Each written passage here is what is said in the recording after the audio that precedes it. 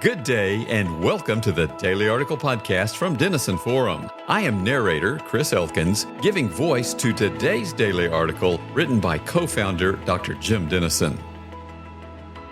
Charlie Kirk would have turned 32 years old today. Instead, his life and death will be remembered this evening when President Trump posthumously awards him the nation's highest civilian honor, the Presidential Medal of Freedom. Charlie's widow, Erika, will join the president for the ceremony in the East Room of the White House. As I heard a commentator say, Charlie died for what he believed in, but he's being honored for what he did. And God continues to work in response to his tragic death in remarkable ways. For example, the former Navy SEAL and #1 New York Times bestselling author Jack Carr said that Charlie's assassination is prompting him and his family to return to church and to, quote, make some changes in their lives. However, despite tonight's honor and remarkable spiritual responses to Charlie's death, the fact remains that his widow is a widow raising their children without their father, and the world will miss all Charlie could have done in the decades he would have lived. In other news, Israelis continue to rejoice in the return of their hostages. More than 500,000 Palestinians have returned to Gaza City, and aid to Gaza is significantly increasing. However, challenges remain. Hamas is reportedly attempting to reassert control in Gaza and punishing those it suspects of collaborating with Israel. Its jihadist ideology remains prevalent in the region. And geopolitical expert Richard Haass warns, quote, Hamas has not accepted that it must disarm, and even if it did, there is no way to monitor or verify the handing over of its weapons.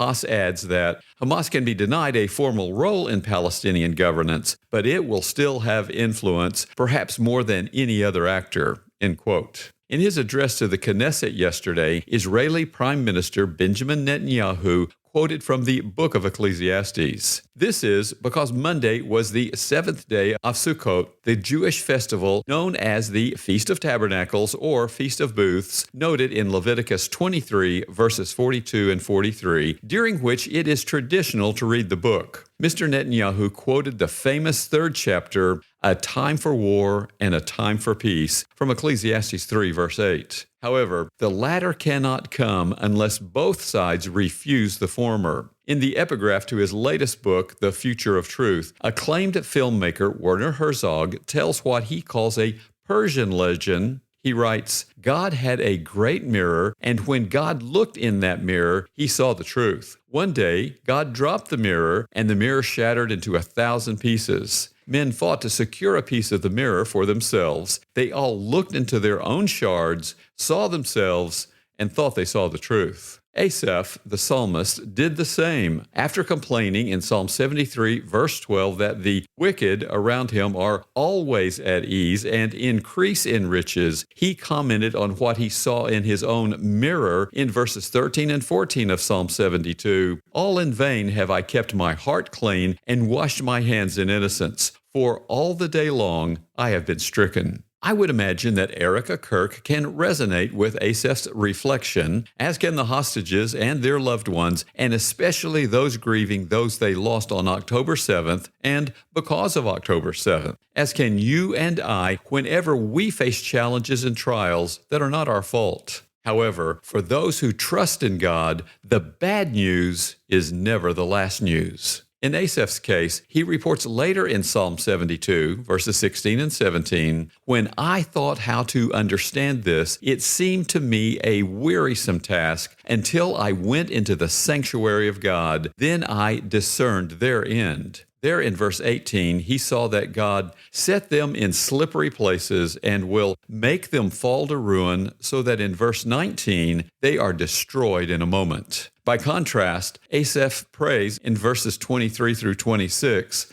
I am continually with you, and you hold my right hand. You guide me with your counsel, and afterward you will receive me to glory. Whom have I in heaven but you? And there is nothing on earth that I desire besides you. My flesh and my heart may fail, but God is the strength of my heart and my portion forever. God's omnipotence and omnibenevolence had not changed, but Asaph went into the sanctuary of God, where he shifted his soul's mirror from himself. Then he saw the reality that was there all along. This is why we need to trust God more on those days when we want to trust Him least. The Bible is not true because it works. It works in God's providence because it's true. If God is the God of the Bible, He is, quoting St. Anselm, that than which nothing greater can be conceived. This means that, by definition, His ways are higher than our ways and His thoughts than our thoughts, announced in Isaiah 55, verse 9. If we could understand Him, either we would be God or He would not be. Consequently, the days when our pain and suffering seem to demand that we reject a supposedly all-loving, all-powerful God are the very days we need His love and power the most. The sicker the patient, the more essential the physician. So let me invite you to take your mirror into the sanctuary of God in your heart and point it at your Father. Remember your personal encounters with the grace you see reflected there, the sins He has forgiven, the needs He has met, the prayers He has answered, the salvation He has purchased for your eternal soul. Then decide to emulate the courage for which Charlie Kirk wanted to be remembered, the courage of Eli Sharabi and the other hostages displayed through their ordeal. Decide to use your obstacles as opportunities for faith that show a skeptical world the reality and relevance of your Lord. The greater our need for courage, the greater the need our courage will meet. Let's remember, in the words of St. Augustine, faith is to believe what you do not see. The reward of this faith is to see what you believe. Will you believe in the one you do not see today? We're grateful for our podcast listeners. If you find the Daily Article podcast helps you better understand today's news and cultural issues and then respond biblically, please rate and review the Daily Article podcast on the platform from which you subscribe. That helps people find and follow the Daily Article podcast.